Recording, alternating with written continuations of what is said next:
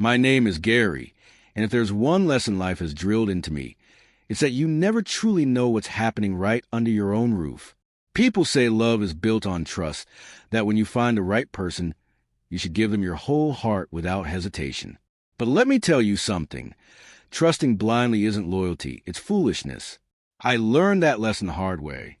I used to believe in love, the kind where you commit fully, support each other unconditionally, and never even consider the possibility of betrayal. I assumed that if I was faithful and all in, my partner would be too. It never even crossed my mind that I would one day find myself questioning everything I believed about love, commitment, and marriage. Yet, here I am.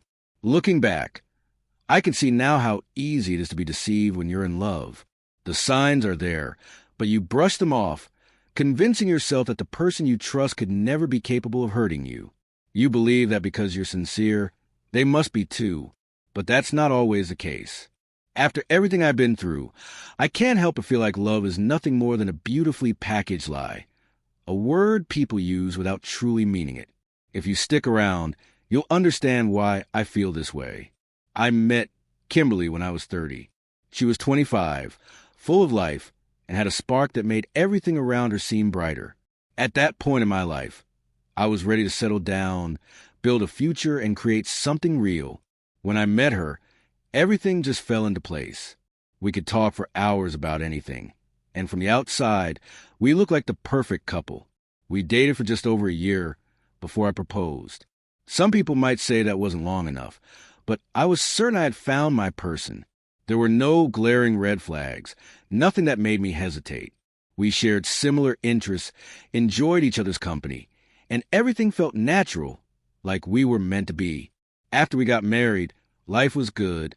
We moved into a home my mother owned and quickly settled into our routine. For a while, I felt like I had everything I ever wanted. I was genuinely happy. In the beginning, we did almost everything together. But looking back, I realized that the deepest betrayals always come from the ones you trust the most. One day, Kimberly mentioned that her phone had been acting up. It kept freezing, the battery drained too fast, and some apps wouldn't even open. She was frustrated. So I told her I'd take care of it, thinking it would be a simple fix. I took the phone to a repair shop. The technician examined it and told me that fixing it would cost almost as much as buying a brand new one. That didn't make sense to me. If I was going to spend that much, I figured I might as well get her a new phone. I thought she'd be happy about it. And honestly, I liked the idea of surprising her. What I didn't realize was that this small decision would change everything. Before transferring her files to the new phone, I decided to check the old one to make sure everything important was backed up, photos, contacts, messages, just the usual things. As I scrolled through the menu, something unusual caught my eye. A hidden folder disguised among the regular files. My gut told me to open it. The moment I did, my entire body went rigid. Inside the folder was a dating app. My mind struggled to process why my wife would even have something like that. I opened it, and what I found made my stomach drop. The messages inside told me everything I needed to know. She had been talking to other men, not just recently, but even while we were dating. Some of the conversations were light and playful, but others were blatantly flirtatious, even explicit. The more I read, the worse it got. There were different men, different conversations, but the same pattern. She laughed at their jokes, encouraged their advances, and responded in ways that made it clear she wasn't just being friendly. She had been doing this right under my nose. Without hesitation, I took screenshots, names, dates, and the most damning parts of conversations. If she tried to lie about it later, these messages would speak for themselves. Once I had everything I needed, I locked the phone and handed it back to the technician. "Go ahead with the transfer," I said, keeping my voice steady. As the technician worked, I stood there lost in thought. Had she always been like this? Had I just been too blind to see it? No matter how I tried to make sense of it, one thing was clear. This wasn't something I could ignore. I needed answers. By the time I got home, I already knew exactly how I was going to handle it. Walking through the door, I pulled out the brand new phone and handed it to her with a small smile, watching her closely. Her face lit up instantly. She wrapped her arms around me, pressing a kiss to my cheek. Oh my God, babe. You got me a new phone? You didn't have to. She was genuinely happy, completely unaware of what was coming next. I let her enjoy the moment for a few seconds before clearing my throat and speaking. Yeah, I figure it was better than fixing the old one. By the way, I looked through your phone before the transfer started. My voice was calm but direct. I saw the dating app. Her smile faded instantly. Excuse me, she said, her eyes narrowing slightly. I held her gaze. I saw it, Kimberly. I saw the messages. You've been talking to other guys.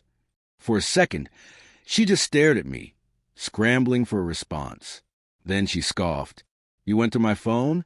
Seriously, Gary, that's an invasion of privacy. Do you not trust me? I expected that reaction, deflection, making it about me instead of what she'd done. But I didn't let it shake me.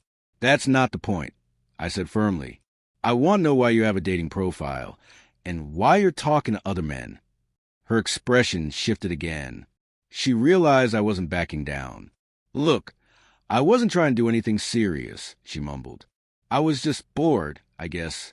I never actually planned to meet anyone. Do you understand how messed up this is? I asked, my voice low but steady. Giving attention to someone outside our marriage is how things fall apart. I don't want that happening to us. She looked away, unable to meet my eyes. I took a deep breath and made my stance clear. You need to end this. Delete the app. Cut off every guy you've been talking to. I need to know this will never happen again. She nodded slowly. Okay, I'll delete it. She pulled out her phone and, right in front of me, uninstalled the app. I watched her do it, but something in my gut told me this wasn't over. For the next 8 months, life carried on as if nothing had happened. After Kimberly swore she deleted the app and cut off communication with those men, I tried to believe her. Every time I remembered those messages, I told myself to let it go. Relationships require trust, and I didn't want to push her away by constantly questioning her. But then one morning, I woke up with a burning, stinging sensation when I went to the bathroom. At first, I tried to rationalize it, maybe a UTI. But as the day went on, the pain worsened. By evening, I noticed a thick, yellowish discharge. That's when it hit me. My body was telling me something was very wrong. The next morning, I went straight to the hospital. After tests, the doctor sat me down and confirmed it. I had an STD. These infections are only transmitted through sexual contact, he said. There was no other explanation. My wife had slept with someone else. That night, I lay in bed beside her, staring at the ceiling, my mind racing. The next morning, I waited until she poured herself coffee before asking, Kim, have you been with anyone else? Her face twisted into an offended glare. Excuse me, what kind of question is that? A simple one. Have you been with another man? She exploded. I can't believe this. You're accusing me of cheating after everything we've been through. I didn't back down. Did you cut off those guys like you promised? She scoffed. Oh my God, you're bringing that up again. I deleted everything.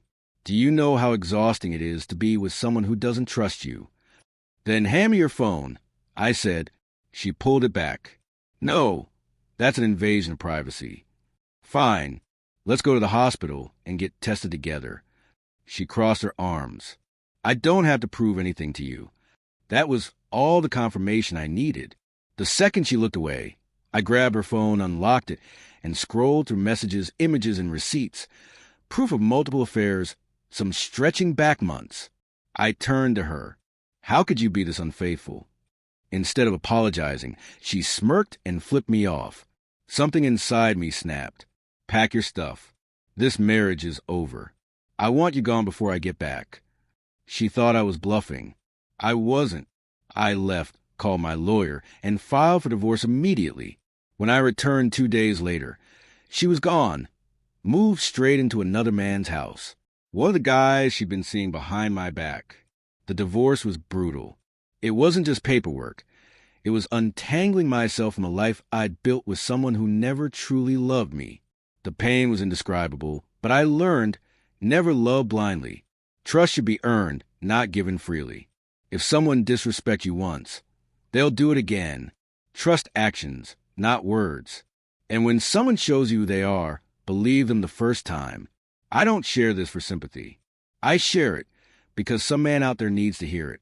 If you're ignoring red flags, making excuses for someone who keeps hurting you, stop. Protect your future, not just your heart. And if you know someone who needs to hear this, tell them. It might save them from the pain I went through.